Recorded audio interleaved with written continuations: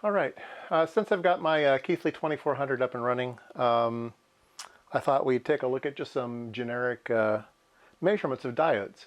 We looked at some LEDs, but let's look at some common diodes, and you might be surprised at what the variability is and stuff on different types of diodes. So we'll be using a laptop connected to the 2400 on a serial cable, and we'll be measuring some diodes over there. I'll show you those two. I'll show those to you a little closer. So these will be the diodes we'll be looking at. The first one here is a 1N914, and then there is a 1N4004, I believe. There's a whole series of 4,000 parts depending on what type of voltage you need. Then we'll be looking at this one, which is a germanium diode. This one is a Schottky diode, and it looks like it's about maybe a 3-5 amp Schottky diode. This is a 10 amp Schottky diode in a TO220 package, so that'll be interesting to look at. And we'll look at a resistor. So let's go ahead and get those on the tester, and we'll take a look at the screen here. Okay, first diode we're going to take a look at is a 1N914, otherwise known as a 1N4148. There's some controversy about are those the same diode or different diodes, but they're basically the same diode. I think they only make one type these days. They put both numbers on it. Okay.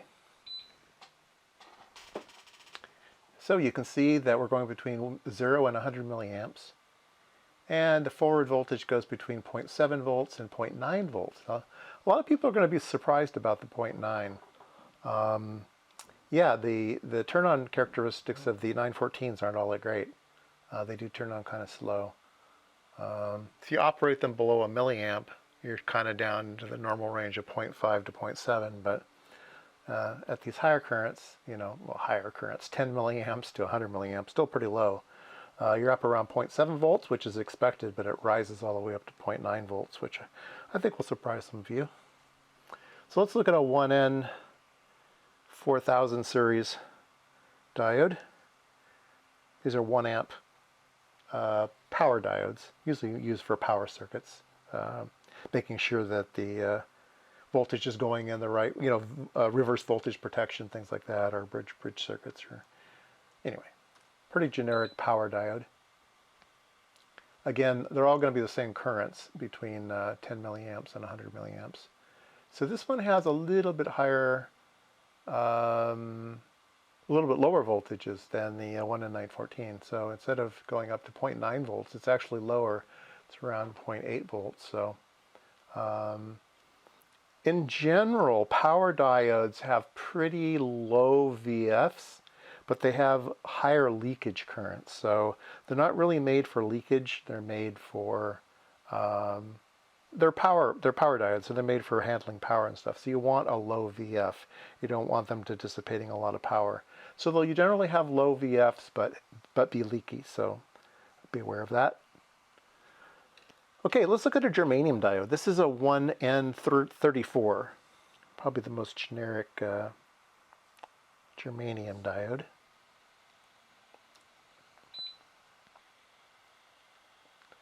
And it's interesting, huh?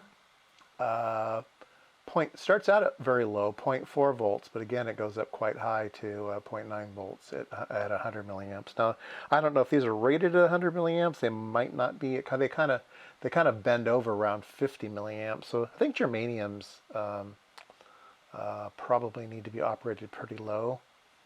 But if you're around under 10 milliamps, they're going to be under 0.4 volts VF. So they're quite a bit better than a silicon diode at low currents.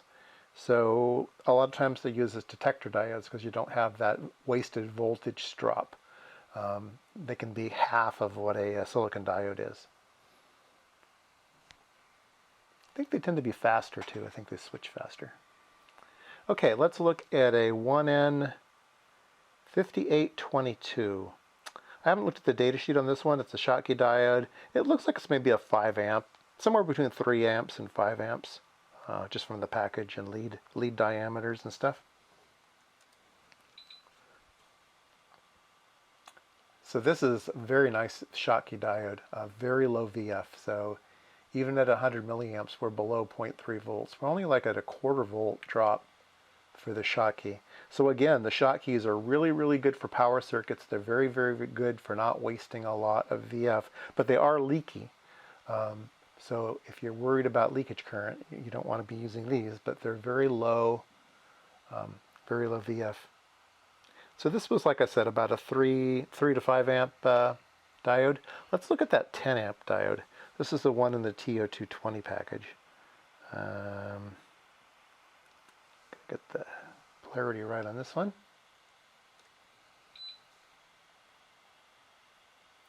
And higher than the axial part, the 3 to 5 amp part. So we're getting up to around 0.4 volts. But again, this diode can go all the way up to 10 amps. So let's, since we're almost done here, let me go ahead and change the current limit. So instead of 100 milliamps being the max, let's set 5 amps. I think my machine will go to 5 amps. Let's give it a try. It might only be 2 amps. Let's give it a try here. Let me close this window. It'll complain if it's out of range. Yeah, it just complained. Error code, error code. Okay, I think we can do 2 amps. Let's try an amp first, just to see. Max current, 1 amp. Save.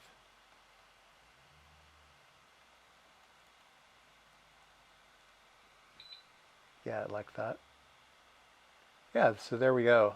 So this is the 10 amp TO220 part run up to 1 amp.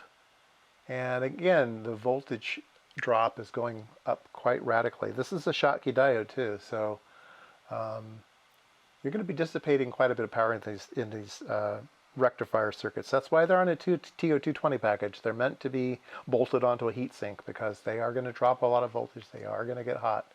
It looks like it's fairly resistive, so at 10 amps, we're probably going to have about 10 times this, maybe. It'll roll off, but we're certainly going to get up into a couple volts of voltage drop. I keep talking about things being resistive and straight lines being resistors. So let's measure a resistor. And again, we'll go to max current of 100 milliamps.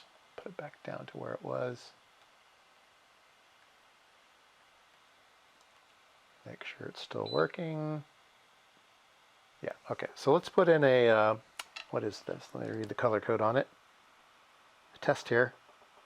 It is orange, black, brown. That sounds like 300 ohms to me. So.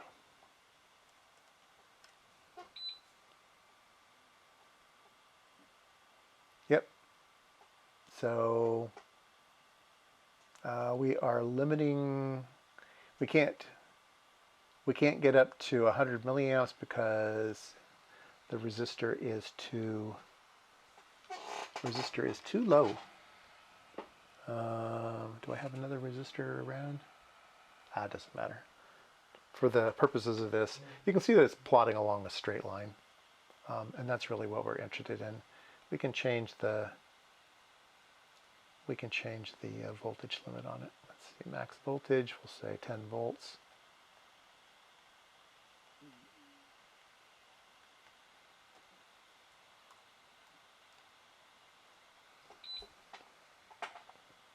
There we go. So resistor, straight line. It takes 3 volts to get us to 100 milliamps. So does that make sense?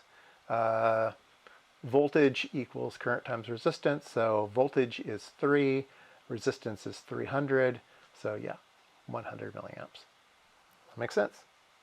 So the next time you choose a diode for your circuit, choose wisely.